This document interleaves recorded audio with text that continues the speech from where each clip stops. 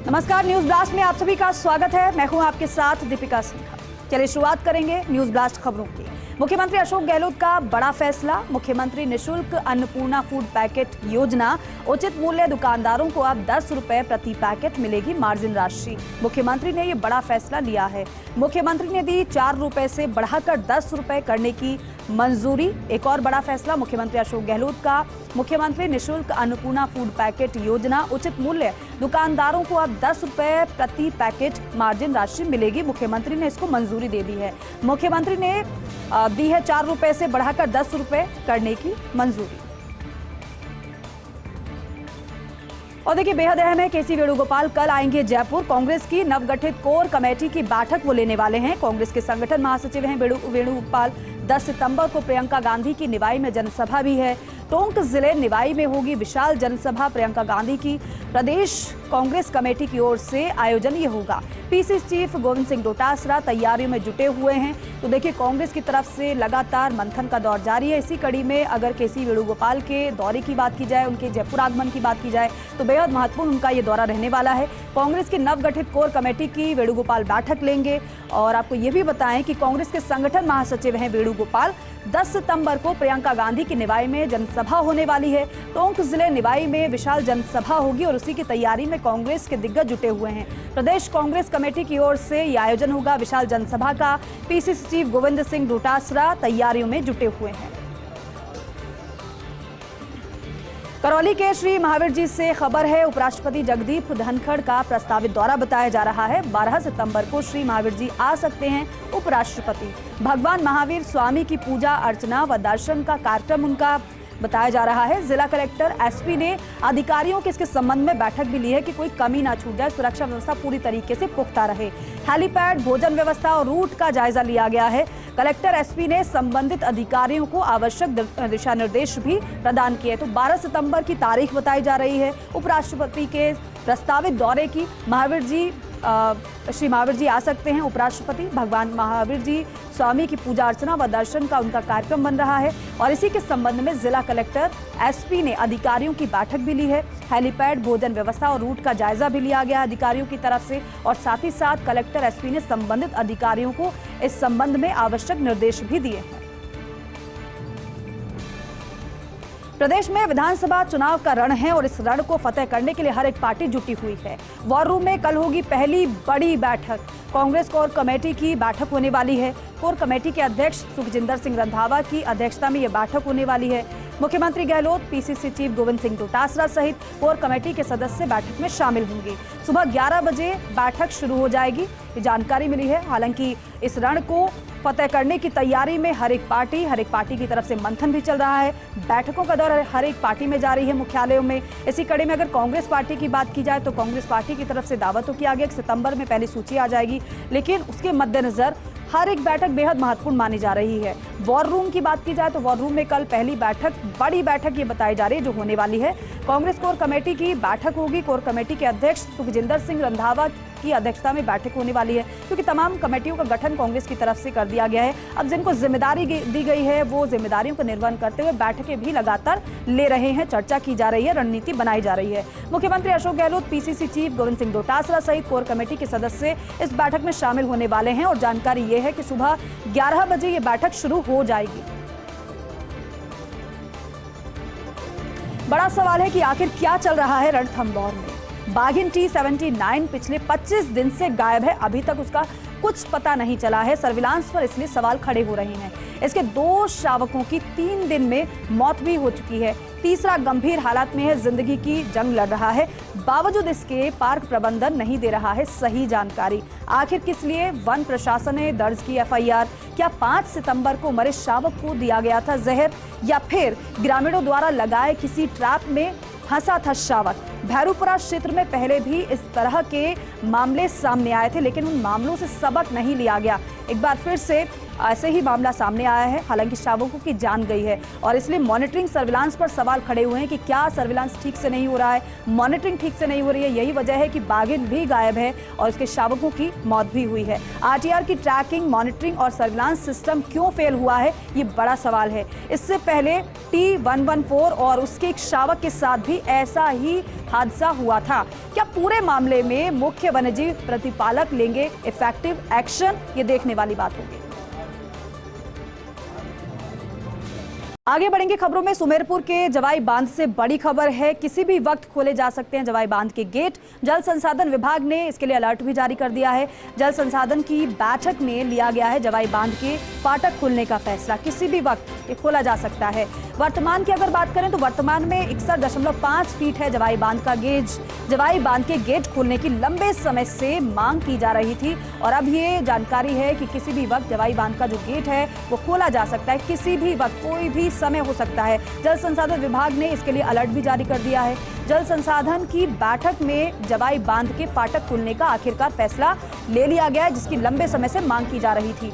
वर्तमान में 61.5 फीट है जवाई बांध का गेज। जवाई बांध के गेट खोलने की लंबे समय से जो मांग की जा रही थी, आखिरकार वो पूरी होने वाली है।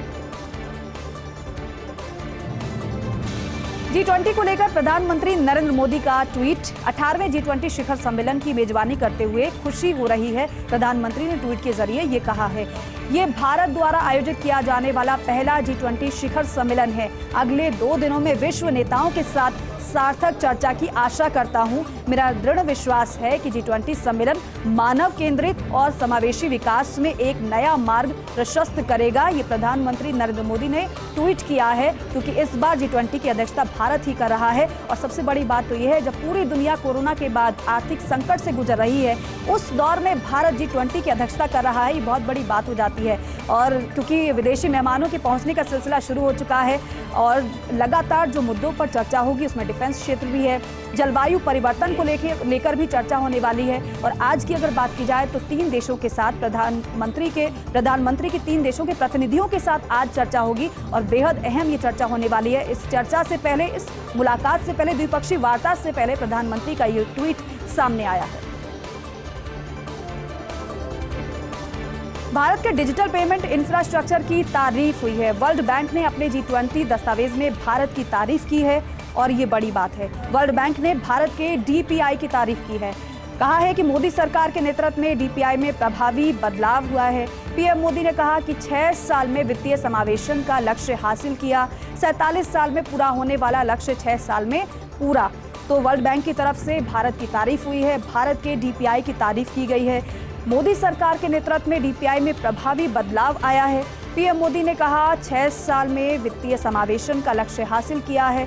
47 साल में पूरा होने वाला लक्ष्य 6 साल में पूरा किया। आप सोचिए, जो लक्ष्य 47 साल में पूरा होता वो महज 6 साल में पूरा हुआ है। यही वजह है कि वर्ल्ड बैंक ने तारीफ की है। ब्रेक के बाद स्वागत है आप सभी का। जम्मू एवं कश्मीर के उधमपुर रेलवे स्टेशन का नया नामकरण हुआ है। नया नाम होगा शहीद कैप्टन तुषार महाजन रेलवे स्टेशन। केंद्रीय मंत्री डॉक्टर जितेंद्र सिंह ने इस सिलसिले में ट्वीट किया है और बताया है, प्रधानमंत्री नरेंद्र मोदी को जन्माष्टमी पर उधमपुर की ओर से धन्यवाद दिया है। हमारे अनुरोध पर भारत सरकार ने दी नामकरण की मंजूरी और स्टेशन का नाम शहीद कैप्टन तुषार महाजन रेलवे स्टेशन रखने की मंजूरी दे दी है और इसलिए प्रधानमंत्री का धन्यवाद ज्ञापित किया गया है। फरवरी 2016 में पुलवामा जिले में शहीद हुए थे कैप्टन तुषार महाजन। रेलवे स्टेशन का नाम उनके नाम पर रखा गया है। नया नामकरण हुआ है। नया नाम होगा अब उधमपुर रेलवे स्टेशन का शहीद कैप्टन तुषार महाजन। आपको बताएं कि केंद्रीय मंत्री डॉक्टर जितेंद्र सिंह ने इस सिलसिले में ट्वीट किया है, प्रधानमंत्री नरेंद्र मोदी को जन्माष्टमी पर उधमपुर की ओर से धन्यवाद किया गया है और कहा है कि हमारे अनुरोध पर भारत सरकार ने नामकरण की मंजूरी दे दी है। स्टेशन के अगर नाम की बात की जाए तो नामकरण जो नया हुआ है शहीद कैप्टन तुषार महाजन रेलवे स्टेशन हुआ है, जिसको रखने की मंजूरी दे दी गई है केंद्र की तरफ से। फरवरी 2016 में पुलवामा जिले में शहीद हुए थे कैप्टन तुषार महाजन। कर्नाटक की राजनीति से जुड़ी बड़ी खबर है। सूत्रों के हवाले से मिल रही है जानकारी हमें। आपको बताएं कि कर्नाटक में भाजपा और जेडीएस में गठबंधन हुआ है, जिसकी चर्चा काफी समय से चल रही थी। बीजेपी जेडीएस में लोकसभा चुनाव को लेकर गठबंधन आखिरकार हुआ है। सूत्रों के मुताबिक कर्नाटक में 4 सीटों पर चुनाव लड़ेगी जेडीएस। ये जानकारी फिलहाल मिल रही है। हालांकि काफी समय से चर्चा चल रही थी कि जेडीएस और बीजेपी का गठबंधन हो सकता है और गठबंधन की खबर हमें मिल रही है। बीजेपी जेडीएस में लोकसभा चुनाव को लेकर यह गठबंधन हुआ है। सूत्र हमारे ये बता रहे हैं कि कर्नाटक में 4 सीटों पर जेडीएस चुनाव लड़ेगी। बात अब करेंगे मौसमी बीमारियों की। डेंगू का मौत रूपी डंक जो सभी को परेशान कर रहा है। प्रदेश में बरसात के बाद मौसमी बीमारियों का स्प्रेड बढ़ रहा है। पिछले 1.5 माह में डेंगू से 5 मरीजों की मौत हो चुकी है, जबकि करीब 2000 के आसपास नए केस सामने आए हैं। अगस्त की शुरुआत तक डेंगू से 1 मौत हुई है और 683 थे पॉजिटिव केस। कोटा शहर में एकाएक बेकाबू स्थिति में देखा जा रहा है डेंगू। इसी दरमियान स्क्रब टाइफस के भी 2 गुना से ज्यादा केस जो बढ़ गए हैं। इस साल में अब तक स्क्रब टाइफस से 4 मौत हो चुकी है। 1105 नए केस चिन्हित किए गए हैं।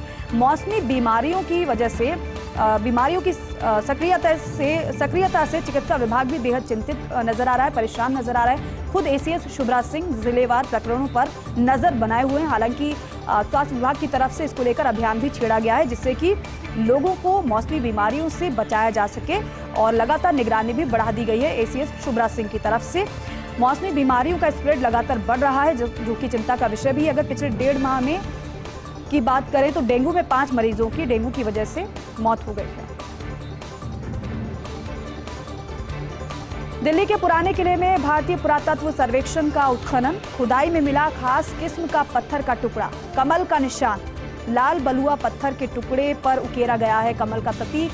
इसके अलावा ईंट बनाने की खास जगह, आधे पूरे बर्तन भी मिले हैं। कछुए के आकार का ताबीज मिला है, हाथी दांत का ताबीज मिला है, टेराकोटा पट्टिका, पन्ना मोती, सीप की वस्तुएं, तांबे की छेनी, मंदिर के हिस्से, तांबे के सिक्के, कुषाण काल के तीर और भाले भी पुराने किले की खुदाई में बरामद हुए हैं। पुराने किले को माना जाता है पांडवों की राजधानी इंद्रप्रस्थ।